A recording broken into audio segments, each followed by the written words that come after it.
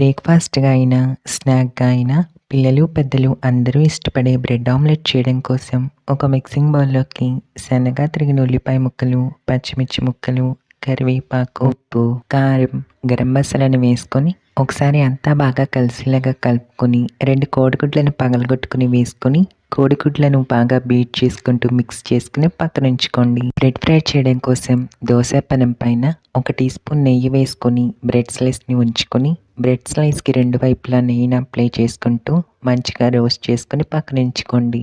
Omelette కోసం 1 spoon నూనె వేసుకొని వేడయ్యాక ఎగ్ మిక్స్చర్‌ని వేసుకొని పల్చగా స్ప్రెడ్ చేసుకొని దీనిపైన రోస్ట్ చేసుకున్న బ్రెడ్‌ని వేసుకోండి. మంచిగా వేగడం కోసం చుట్టూ కొంచెంగా నూనెని వేసుకొని ఈ ఆమ్లెట్ యొక్క ఎడ్జెస్‌ని మొత్తాన్ని బ్రెడ్ పైకి వేస్తూ ఫోల్డ్ చేసుకోండి. ఇలా ఫోల్డ్ చేసుకున్నాక ఫ్లిప్ చేసుకొని రెండో వైపు కూడా ఫ్రై చేసుకొని తీసుకోండి. Bread omelette ready.